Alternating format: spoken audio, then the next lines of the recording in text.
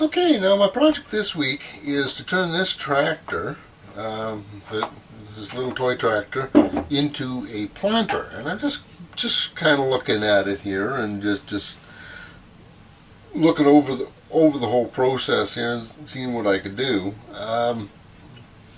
Now, basically the plan is to cut out this area in here, and that's going to be where the plant is going to sit.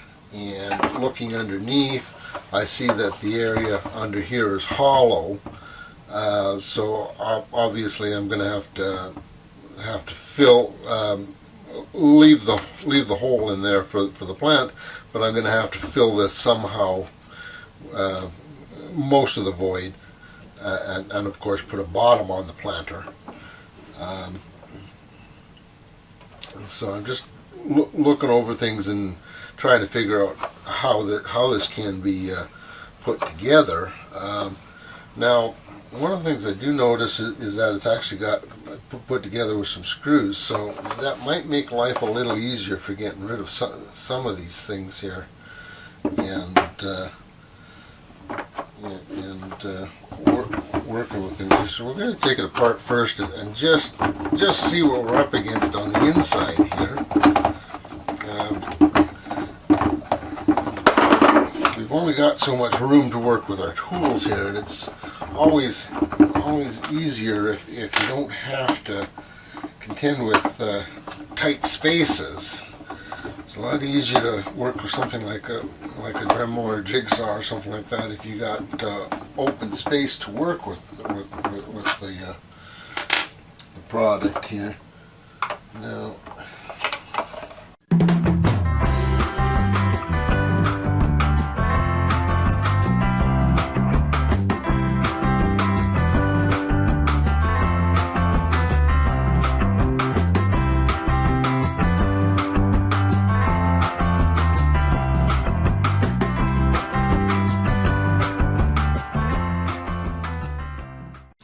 okay, so yeah, a few screws and the whole thing disassembles, and we can get at places a lot easier now to cut things with the Dremel. So what we're going to do, I'm actually going to try a different blade here on the Dremel here. I've got one of these drywall plunge blades. See if that cuts a little easier than the cutoff disc.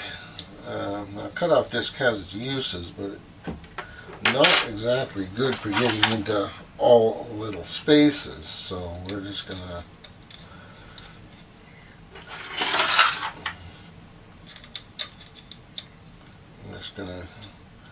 try and see what we can do with the cutoff. Now the nice thing about this is I can plunge and I can also go side to side because it's got the cutting on the edge of the bit here as well as the tip.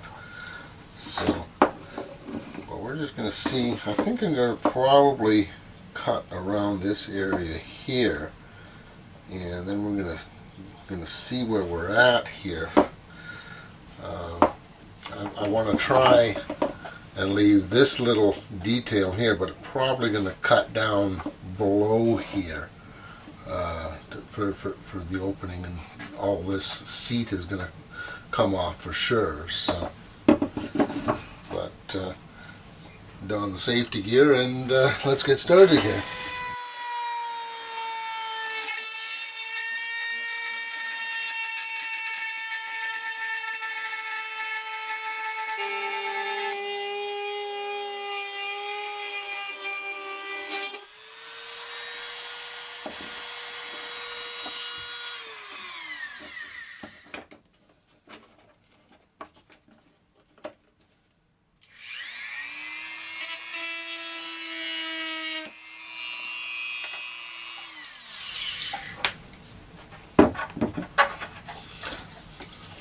Okay, so that basically gives us roughly where our hole is going to be for the plant, and we'll put that back on there. We'll kind of see what we need to cut out here. Okay, basically what I'm after think I'm going to go that, basically that line right there. That on both sides, get that nice and even, get that right there, and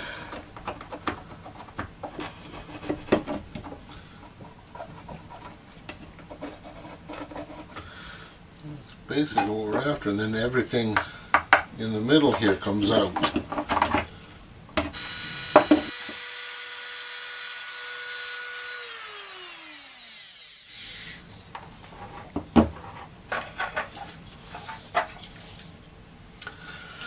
Okay, so now we need to figure out how to do the rest of this cut, and I'm thinking we might be to our advantage at this point to switch back to the cutoff wheel, because we can get this from the side now quite effectively. And all this melted plastic on my bit, that's going to be interesting to clean off. But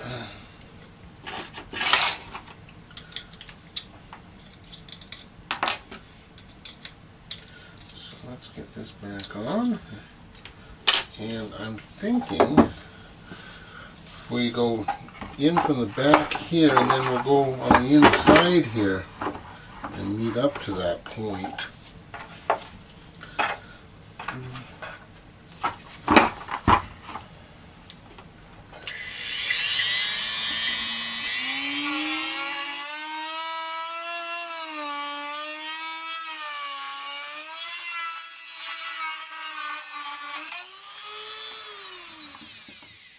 Okay, and that is why you make sure that you always wear your safety shoes.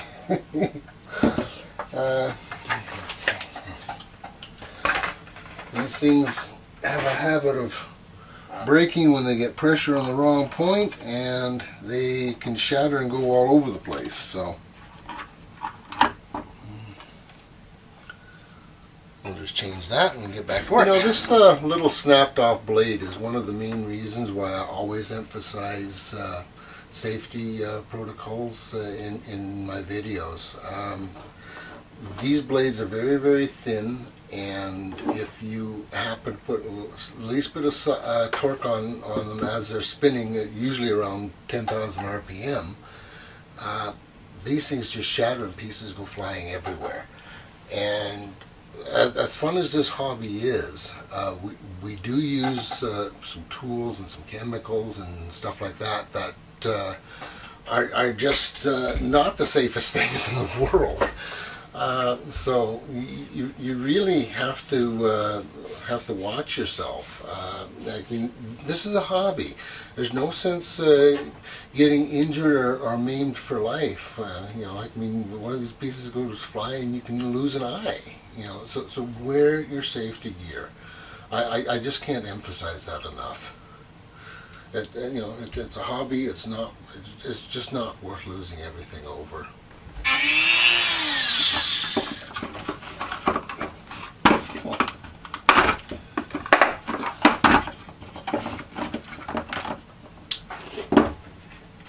Alright, there we go.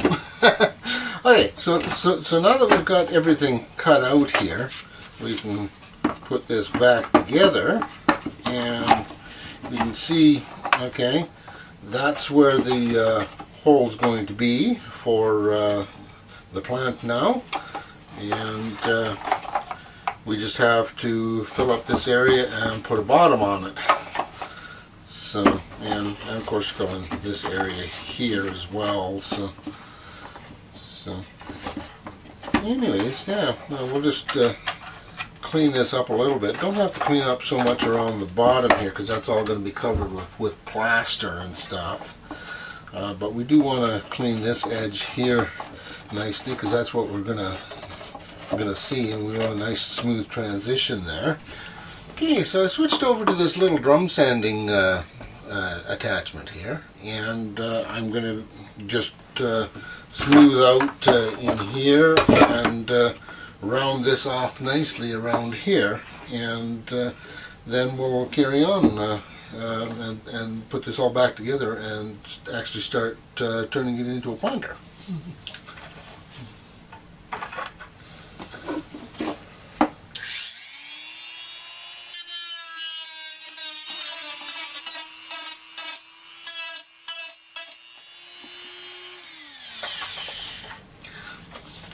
So when you're pulling your drum sander through, it rotates this way. So try and pull against the rotation. If you go with the rotation, it'll skip off on you. So always, the rule with power tools is if you got something rotating one direction, always go against that rotation, because otherwise you're going to have your material skipping and bouncing. But you can see.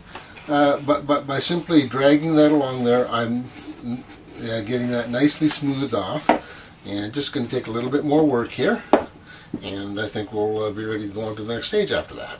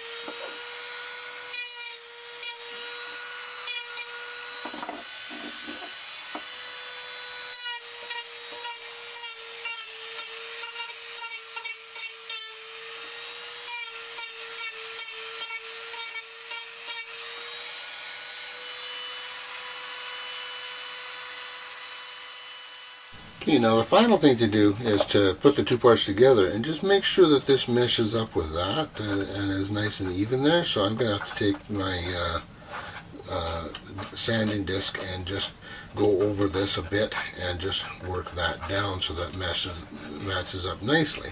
And as you can see, the hole is all nicely formed here now, and I can fill up the inside. Now, one consideration when building a planter out of something like this is that the walls are, of course, very thin plastic, and in order to cast it out of concrete or jessamite or something like that, you need to actually have a thicker space for the wall. So we're going to actually be building this up so that we do have a thick wall all around the planter area. And we're also going to be filling in areas here and underneath, so that details that aren't going to be seen are all going to be hidden. Stuff like inside here, we're going to fill that because there's no sense trying to cast that with the mold. You'll never get your mold out of there. So why complicate matters? You want to simplify this as much as you can. So just kind of plan that when you're doing your build here, that you are going to be filling in a lot of areas here. But by the time I get done, it's going to actually look a lot like this bottom here, okay, of this truck that I'm working on. Again, you can see I can see details, but that's all filled in, so that's not going to be catching the mold. And that's basically what I'm after with the tractor here. I've got a bit more work to do on this. This is pretty rough at the moment. Got some sanding, got some more filling to do and stuff. But that's basically what I'm up to do with the tractor here. And of course, this here is going to be the area here. I've got to thicken up these walls here because this plastic is too thin I put a little gate on here at the end here, you know, otherwise my dirt would all fall out. It wouldn't really be a planter, so this is now planter day. That's basically the end game, what we're after here, so I just gotta do this little detail work here now. So anyways, once you finish with the power tools, you can just get yourself a sanding sponge and just go over the details on the edges here and just clean everything up. Get all the burrs off. Utility knife comes in handy for some of this. Just get the bigger parts of the plastic off there. The plastic, a lot of it melts with the power tools, so just clean all these burrs off and get that all nice and smooth and professional looking. And then we're ready to reassemble.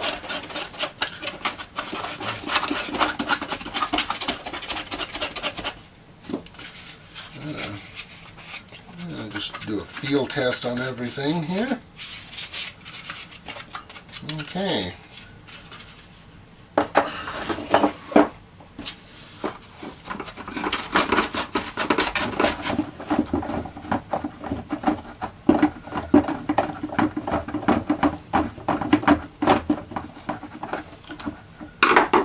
Okay, so we've got that all reassembled now, and our next step is going to be to take the foam gun and we need to start filling up the bigger areas.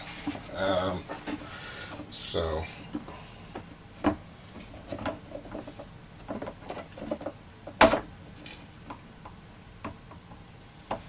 want to try and get into all the larger cavities, and we can cut this off later if it expands too much. The nice thing about the foam is that it will actually stick to the plastic, so which the plaster won't. So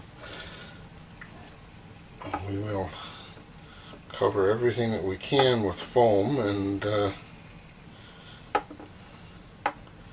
let that cure a bit. Nice thing about this stuff though is it will sand nice. And you can see underneath here, we've got this big area here that we'll just fill that up completely.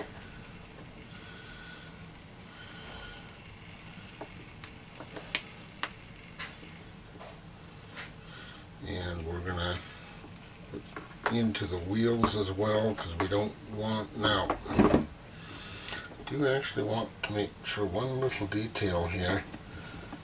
There we go. Want that at the bottom. Those little air holes in the wheels, might as well cover them up.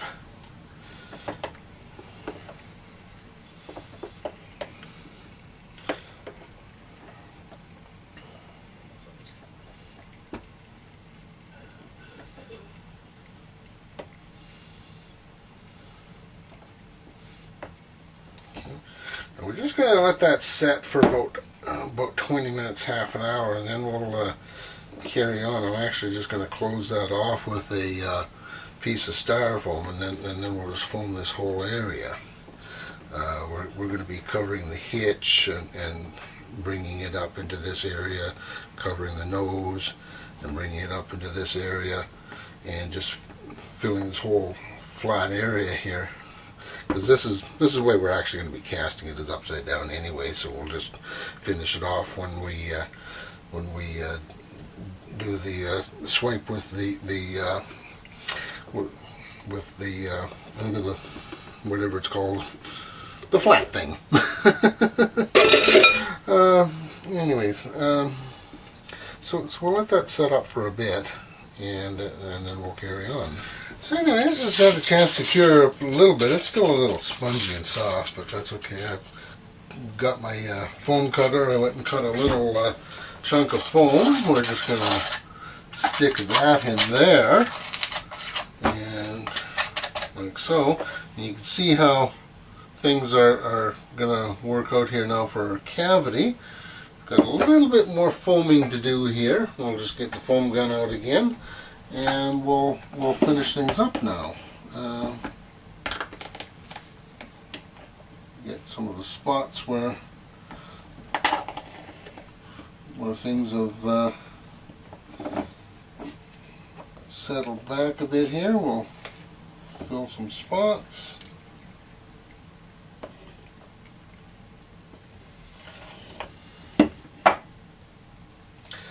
One thing about the foam is it can always be cut back if you fill it up too much. So it's not really that big of an issue. It's easy enough to get rid of.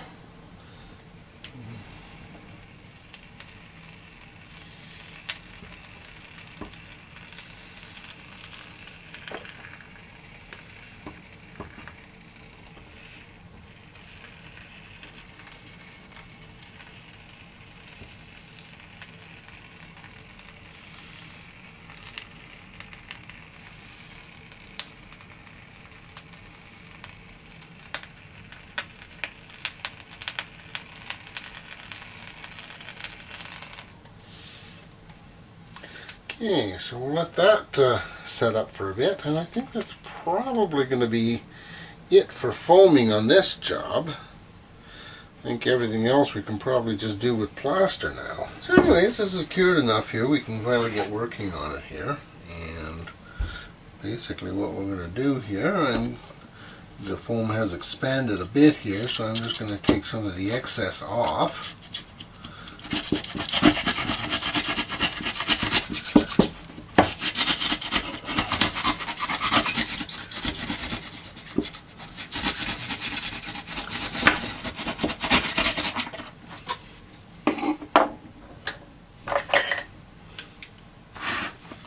Sometimes you just need a little extra reach.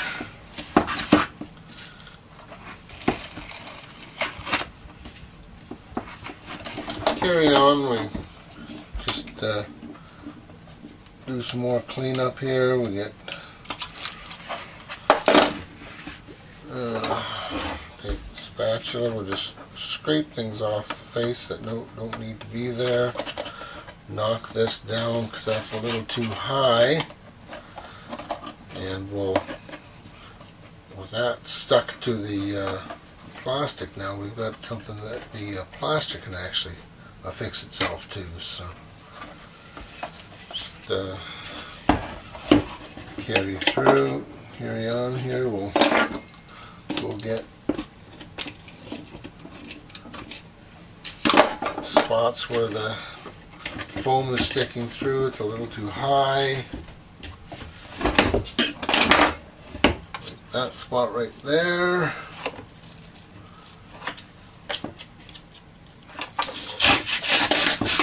I'm going to take down the high spots here again. Not too worried, we're just going to fill that all in with plaster anyway.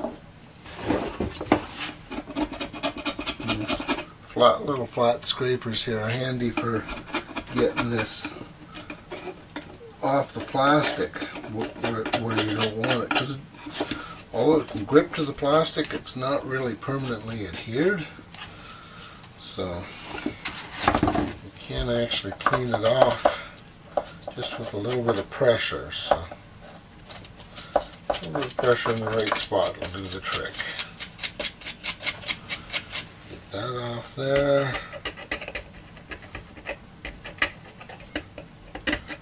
And this is just about ready for some plaster now. A little bit of clean up here and we'll get out the old drywall mud. Okay, so I'm just looking at the design here, and I just realized this little piece right here I'm probably going to take off. One, because it's going to get in the way of the plant anyway, but two, because as a self-supporting concrete item, it's going to be pretty small. That's something that's likely to, I can hit it, it's just going to snap off. And there's no real way, I mean, other than GFRC, there's no real way to support this. So because it doesn't really add to the well, I guess it adds to the design if it's a play toy, but because as a planter it doesn't really add to the design, I'm just going to remove this and just get rid of the problem altogether. So, because I foamed it makes it a little more interesting, but I think if I can just shove the screwdriver through here, and I should be able to eventually hit that screw, hopefully, and then we can back things off, and be a bit of a challenge here. Okay, there we go. We managed to get the screwdriver in there and get those removed. So I'm satisfied. This still looks like a tractor, even without the roll bar there. So I think we'll just leave it like that. We'll put these screws down, and when we mud, we'll just mud over that. So yeah, sometimes you run into these little issues here. You don't realize it at first, and then all of a sudden you find yourself making the change afterward, because realize, oh, that's not quite going to work the way I planned. So you make these little changes, but I think that'll work out now. I think that's going to look okay. There's a little more room we can actually work in here too, so makes life a little easier.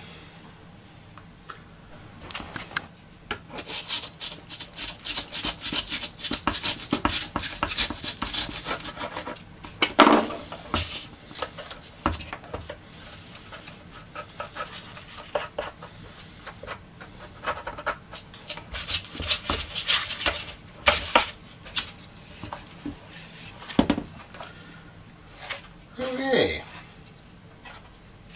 so now with all that, I think we're ready for mudding. Once you get it all cleaned up, now you can start with the fun part, putting the plaster in. Just want to get everything in there and get it all filled up with plaster now, and start filling in all the little holes and everything. It'll all stick to the styrofoam just nicely, so you can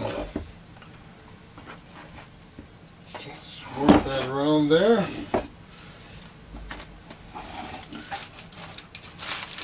Trick is getting it to stick to the bottom, but that's usually just a matter of going like this around, and then what you do afterward is just go in and clean it up with a sander, one of those sanders that fits on the end of a dowel.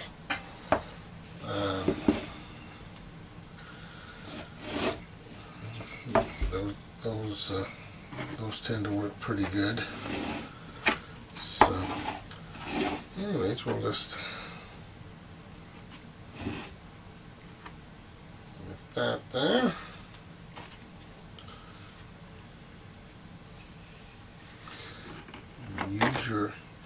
Use your edge and that you made nice and smooth. You can use that to your advantage here.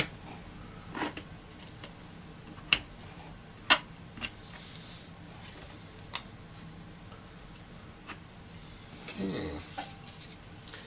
Another thing we're going to want to fill up is these holes here.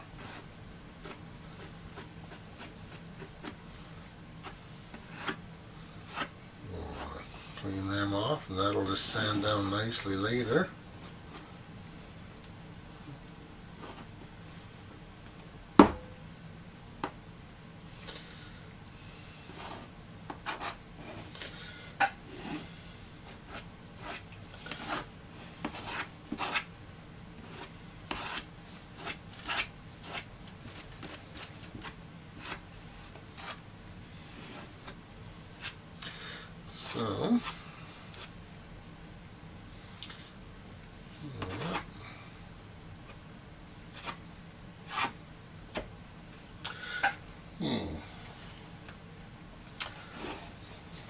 So, just the one thing you can do is once this starts to set a bit, you can actually go in and round that off with a sponge. So you gotta let it set up a bit so it's basically firm. So, okay, so that's the inside. Now we start on the outside details here.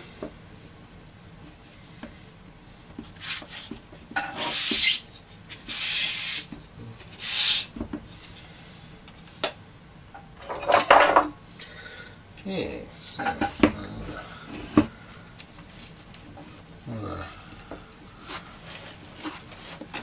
shove plaster down into that little hole there, just right at the edge. And what we'll do afterward here, when we do our cleanup, we'll go in there with a little paddle, and we'll just scrape a ridge in there and clean that up.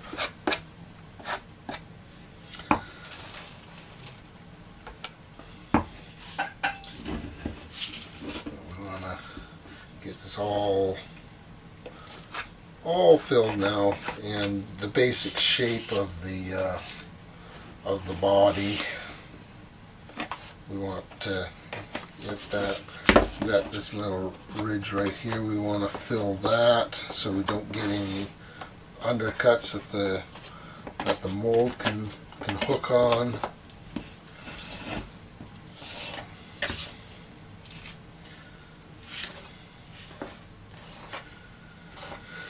There we go.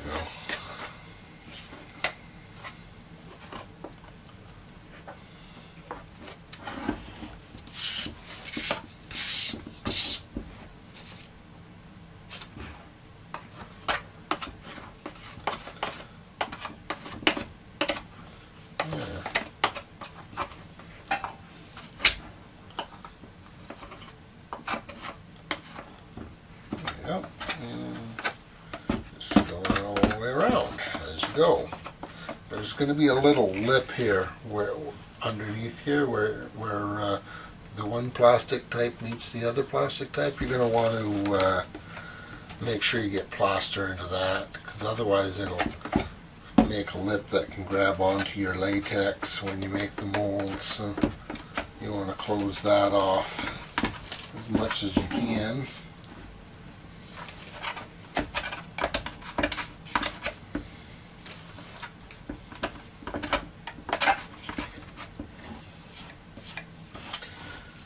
There we go.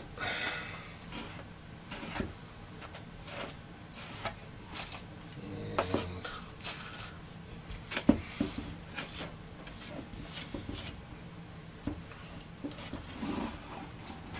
basically we want the bottom of this is going to be flat when we pour it, so we'll just build that up so it can be flat for the mold making process. We'll fill this in to the side of the to the halfway point here of the wheel. again, this is all going to be flat when you do your pour, so we might as well fill it in now. Takes a considerable amount of drywall mud. Now this amount of drywall mud will actually crack on you pretty good, so you're going to have to go over this a couple of times here and fix cracks and stuff. Do a little bit of sanding, but it's a good cheap method for building your models up anyways. I find it works pretty good, so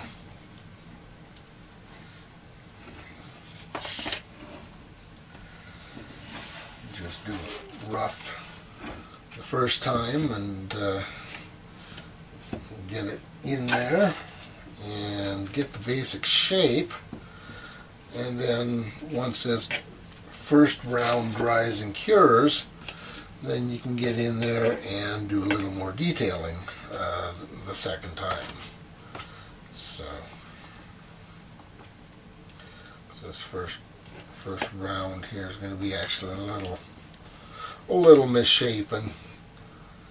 So, but then second round you'll be up against a hardened form, so it makes life a little easier the second time around.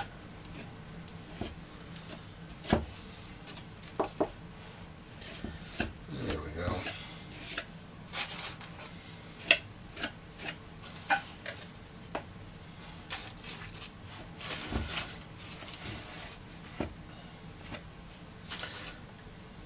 What we're doing on the tail end here, we're actually going to build that up pretty good here. This is where the hitch sticks out, so we want that built up good there. Fill in here around these tires. Now around the back here we don't want to fill in this detail because you want to be able to see that, but on the underside you can fill that in completely. It's never going to be seen once the planter's in use anyways, so yeah, just the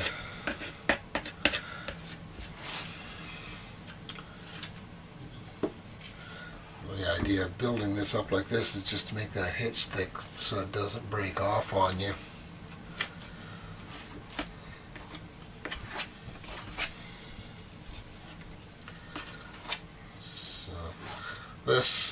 This amount of plaster usually takes a good week to dry, so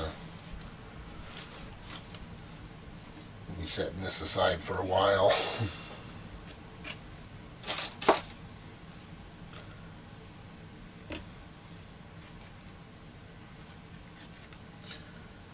There we go.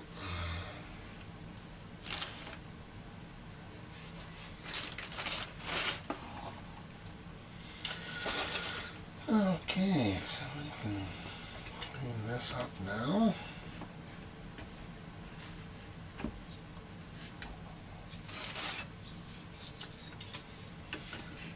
Clean it up while it's wet, and you won't be cleaning it up later.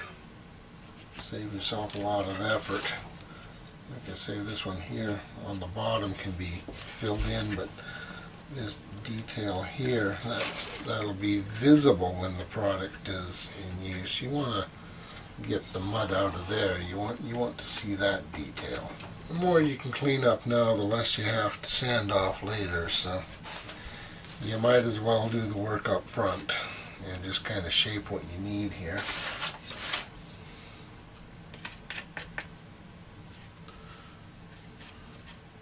Once I get this shaped nicely, I'm gonna go over this with a sponge and just kind of clean things off again. Oops, that I want flat.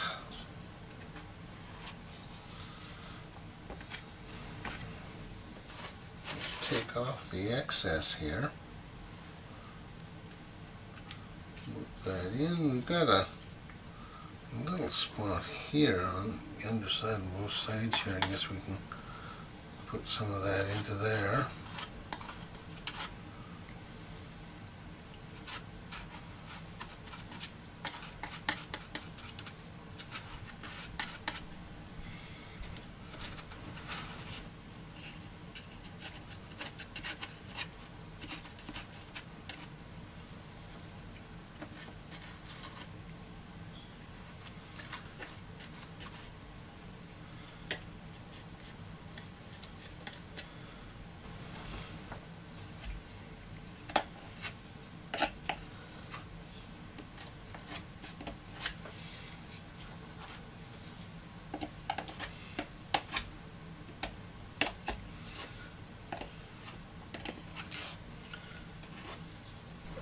Okay, so now that the mudding is done, you're going to want to do your cleanup here right as quick as you can.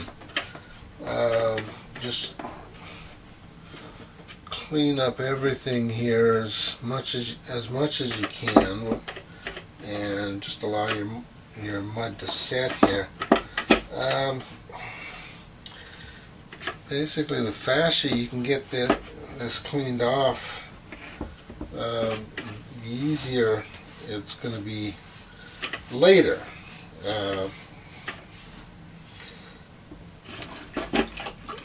Because this stuff, when it dries really hard, so it can be a bit of unnecessary work. So right now, while it's all soft and wet and everything, just take a damp sponge and get all your excess off. It's so much easier to clean at this point rather than trying to sand it all off later, because that's what you're going to end up doing if you don't. So, and if you happen to displace a little bit of your mud, well, no problem, you can put it back, or you can wait till the second round to fix things up. But just do the big cleanup now anyways. It makes life a whole lot easier later.